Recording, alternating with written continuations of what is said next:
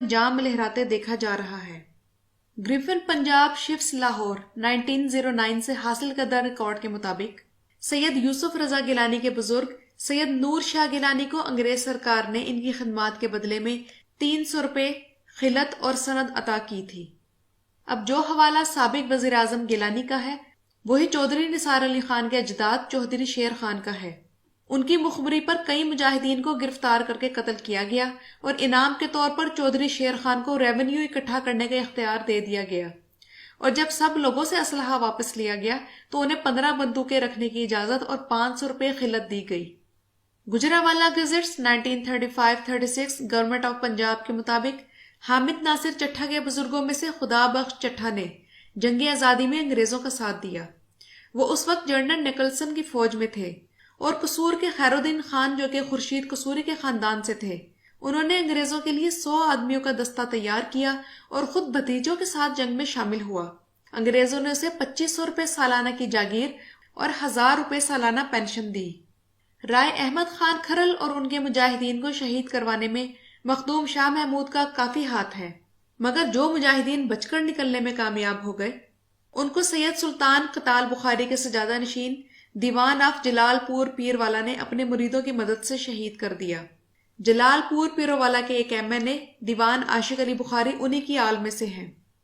उन मुजाहिदीन की एक टोली शुमाल में हवेली कोरंगा की तरफ निकल गई जिसे पीर मेहर चाह ऑफ हवेली कोरंगा ने अपने मुरीदों और लंगड़ी आलम हराज सरगाना और तड़गढ़ सरदारों के हमरा घेर लिया और चुन चुन कर शहीद कर दिया। यही पीर मेहर शाह ऑफ हवेली कोरंगा सैयद फखर इमाम के परदादे का सगा भाई था। इसे इस कत्ले आम में फी मुजाहिद शहीद करने पर 20 रुपये नकद इनाम और एक मुरब्बा राजी अता की गई। हिंदुस्तान में मुसलमानों की जंग आज़ादी के दौरान मुल्तान में आबाद पठान कबीले के गर्देजी खानदान ने अंग्रेज सरकार का भरपूर साथ दिया, लिहाजा अंग्रेज सरकार ने इनकी मदद के सिले में इन्हें जागीरें अता की। खानगढ़ में आबाद पठान कबीले के नवाबजादगान के जद्दे अमजद अल्लाहदाद खान ने अंग्रेजों के खिलाफ तहरीक चलाने वालों को कुचलने में अंग्रेजों का भरपूर साथ दिया, लिहाजा अंग्रेज सरकार ने इस खिदमत के बदले में उसे 2 बार खुसूसी खिलत दी और इनाम में जागीरें अता की। पाकिस्तान के नामवर मरहूम सियासतदान नवाबजादा नसरुल्लाह उन्हीं की औलाद में से थे। कसूर में आबाद पठान कबीले ममदूट ने अंग्रेज का भरपूर साथ दिया, चुनाचे इस खानदान को कीमती जागीर, ओहदे और मनसब दिए गए। ईसा खैर में आबाद पठान कबीले के नियाजियों ने अंग्रेज का भरपूर साथ दिया, चुनाचे इस खानदान को कीमती जागीर, ओहदे और मनसब दिए गए। राजनपुर में आबाद बलोच कबीले मजारी के सरदार इमाम बख्श मजारी ने खुलकर अंग्रेजों का साथ दिया, लिहाजा अंग्रेज सरकार ने अंग्रेज की मदद करने के सिले में इसे सर का खिताब दिया और जागीरें अता की।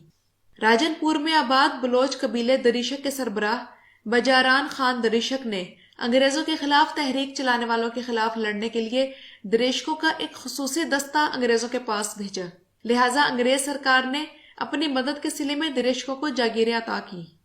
मखट शरीफ के अरबी निजात पीरों ने अंग्रेज का भरपूर साथ दिया, चुनाचे इस खानदान को कीमती जागीर, ओहदे और मनसब दिए गए। लाहौर में आबाद अहले तशी ईरानी नस्ल कजलबाश सरदार अली रजा ने एक घुड़सवार दस्ता तैयार करके जंग आज़ादी में लड़ने वाले मुसलमान और हिंदू सिपाहियों के खिलाफ अंग्रेज को भेजा। इसी दस्ते के साथ अली रजा का भाई मोहम्मद तकी खान था जो मुजाहिदों के साथ लड़ाई में मारा गया। कजलबाशों को जंग के बाद खिताब, सनद, वजीफे और 147 देहातों की तालुकादारी सौंप दी गई। लाहौर के कलन शेख खानदान के सरबराह शेख इमाम दीन ने जंग आज़ादी में 2 दस्ते खुसूसी तौर पर दिल्ली भिजवाए जिन्होंने हुर्रियत पसंदों का खून बहाया। इन खिदमात के बदले में अंग्रेजों ने इसको बहुत बड़ी जागीर बख्शी। सरगोदा के टवानों के घुड़सवारों ने दिल्ली को फतह करने में बहादुरी के खूब जोहर दिखाए, चुनाचे अंग्रेजों ने उन्हें खिताब, पेंशन और लंबी चौड़ी जागीरें दी। कालाबाग के नवाबों ने अंग्रेज का भरपूर साथ दिया, चुनाचे इस खानदान को कीमती जागीर, ओहदे और मनसब दिए गए। जंग के सयाल सरदार भी किसी से पीछे न रहे, उन्होंने भी अंग्रेज फौज की मदद के लिए एक फौज भेजी जिस पर उन्हें जागीरें और खिलतें मिली। इसी किस्म की गद्दाराना खिदमात के लिए अंग्रेजों ने नूनों, पिंड दादन खान के खोखरों, जोधरों, घेबों, खानों, मखट शरीफ के पीरों, आवानों, कालाबाग के नवाबों, ईसा खेल के नियाजियों और कई दूसरे सरकर्दा खानदानों को इज्जत, خطاب، وظیفے اور وسیع جاگیریں عطا کی۔ اور ناظرین کرام، بات یہی تک ختم نہیں ہوتی۔ برصغیر میں قدم جمانے کے لیے انگریزوں نے یہاں کے وڈیروں، جاگیرداروں، نوابوں، شہزادوں، سول، پولیس اور آرمی سروس کے ممبران پر مسلسل نوازشات کے ذریعے وفاداری یقینی بنائی۔ اس کا نتیجہ یہ نکلا کہ انگریزوں کے منظور نظر یہ افراد ایک تو عوام کو قابو میں رکھتے تھے، پھر انگریزوں نے ان لوگوں کو یہ ترغیب دی کہ یہ اپنے بچوں کو پڑھائیں، کیونکہ یہ لوگ ایک طویل عرصے سے انگریزوں کی خدمت بھی سر انجام دے رہے تھے اور وفاداری کے لحاظ سے بھی قابل اعتماد تھے۔ اس لیے انگریزوں نے ان کے بچوں کے لیے خصوصی تعلیم کا بندوبست کیا اور ان کے لیے چیفز کالج جیسے کئی ایلیٹ تعلیمی ادارے کھولے۔ ملٹری اور کیڈٹ کالجز اسی دور میں متعارف کرائے گئے اور ان ایلیٹ تعلیمی اداروں میں سرداروں، جاگیرداروں اور نوابوں وغیرہ کے بچوں کو مفت تعلیم دی جاتی تھی، بلکہ انہیں چھوٹی ہی عمر میں ان اداروں کے نرسری برانچز میں داخل کیا جاتا جہاں انگریز آیائیں ان کی تربیت کرتی۔ بلوچ سرداروں میں مری، بگٹی، مزاری اور دیگر اہم قبائل کے بچوں کو بچپن میں ہی داخل کر دیا جاتا تھا۔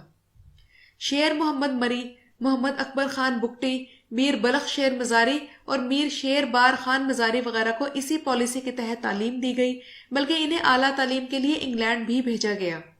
ایسے لوگوں کو تعلیم دینے سے انگریزوں کو دو اہم فائدے ہوئے۔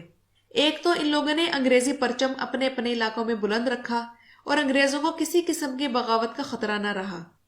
دوسرا فائدہ یہ ہوا کہ اس دور میں تحریک آزادی زور پکڑ رہی تھی اور یہ لوگ تحریک آزادی کے سخت مخالف تھے، مگر انگریزی اسکولوں کے تعلیم یافتہ یہ نواب زدگان انگریزوں کا آخری سہارا تھے، اور انگریزوں نے بڑی چالاکی کے ساتھ انہیں تحریک آزادی کے سرکردہ رہنماؤں میں شامل کر دیا۔ ناظرین کرام، آپ لوگوں کو یاد ہوگا کہ پاکستان بننے کے بعد قائد اعظم نے یہ فرمایا تھا کہ میری جیب میں صرف کھوٹے سکے ہیں، تو قائد اعظم کے کھوٹے سکوں سے مراد یہی نواب جاگیردار خاندان تھے جنہیں انگریز نے بڑی چالاکی کے ساتھ مسلم لیگ میں شامل کروایا، اور جاگیردار اور وڈیروں کی یہ اولادیں جو کہ ملٹری اور سول بیوروکریسی میں شامل تھیں اور جن کی تربیت برطانوی سامراج نے خود کی تھی، یہ یونینسٹ پارٹی کے پلیٹ فارم سے پاکستان کے بننے سے چند سال پہلے مسلم لیگ میں شامل ہوئے اور اپنی جاگیروں اور زمینوں کے تحفظ کے لیے اور اپنے استحصال کو قائم رکھنے کے لیے ملک کی سیاست میں گھس آئے۔ ایسا کرنا ان کی مجبوری بھی تھا اور ضرورت بھی، اور تب ایسا انہوں نے اس لیے بھی کیا تھا تاکہ انگریزوں کو اپنی وفاداری کا مکمل طور پر یقین دلا سکیں۔ برصغیر کا نہری نظام انگریز نے ریونیو حاصل کرنے کے لیے بنایا، اور ریلوے لائن بچھانے کا مقصد یہ تھا کہ افغانستان تک فوجی ساز و سامان پہنچایا جائے، اور اسکول اور ہسپتال برصغیر میں موجود انگریز ملازمین اور ان وڈیروں اور نوابوں کی اولادوں کے لیے بنائے۔ ان میں سے کوئی بھی چیز ایسی نہیں تھی جس سے برصغیر کا غریب طبقہ خوشحال ہوا ہو۔ 1864 میں گورنمنٹ کالج لاہور کے بعد 1886 میں 200 ایکڑ رقبے پر ایچیسن کالج کی بنیاد رکھی گئی، اور یہاں پنجاب بھر کے جاگیردار، وڈیرے اور برطانیہ کے لیے بطور سیاسی ایجنٹ کام کرنے والے خاندانوں کے بچوں کی تعلیم کا بندوبست تھا۔ اس کالج کی خاص بات یہ تھی کہ یہاں پر نافذ ہونے والا تعلیمی نظام اور نصاب تعلیم نو آبادیاتی سانچے میں ڈھالا گیا، اور اس کالج میں نئی وفادار نسل کی تیاری کے ساتھ ساتھ بیوروکریسی کا وہ طبقہ بھی تیار ہوا جو برطانوی سامراج کے ساتھ مل کر اس قوم پر غلامی مسلط کرنے میں انگریزوں کی وفاداری کرتا رہا اور آج تک کر رہا ہے۔ آج بھی سندھ اور پنجاب کے 70 سے 80% زمین پر یہی سردار، وڈیرے اور جاگیردار قابض ہیں، اور ان کے گھروں کے افراد ایک وقت میں پاکستان کی مختلف سیاسی پارٹیوں میں شامل ہو جاتے ہیں، اور یوں ان کی تمام زندگی اقتدار کے مزے لوٹتے اور ہم جیسوں پر حکمرانی کرتے گزر جاتی ہے۔ ماشاء اللہ آئے تو یہ ماشاء اللہ کے حامی بن جاتے ہیں، اور جمہوریت آئے تو یہ جمہوریت کا راگ الاپنے لگ جاتے ہیں۔ کبھی یہ ریپبلکن کا نام اختیار کرتے ہیں اور کبھی کنونشن لیگ یا IGI کے پرچم تلے اکٹھے ہو جاتے ہیں، کبھی بھٹو کی اسلامی سوشلزم میں محفل جماتے ہیں اور کبھی ضیاء الحق کی مجلس شورا میں نظر آتے ہیں، کبھی نواز شریف کا سایہ بن جاتے ہیں اور کبھی پیپلز پارٹی کی چھتری۔ حزب اقتدار بھی یہی ہے، حزب اختلاف بھی یہی، اور سچ تو یہ ہے کہ آج بھی برطانیہ ان ملک و مذہب دشمن لوگوں کے ذریعے پورے برصغیر پر حکومت کر رہا ہے۔ ناظرین اکرام، اس ویڈیو کی تیاری کے لیے معلومات وکیل انجم کی کتاب سیاست کے فرعون اور قائد اعظم یونیورسٹی اسلام آباد کے پروفیسر ڈاکٹر تراب الحسن کے thesis Punjab and the war of independence 1857 سے لی گئی ہیں۔ وکیل انجم صاحب کی کتاب کا لنک میں ڈسکرپشن باکس میں دے رہی ہوں،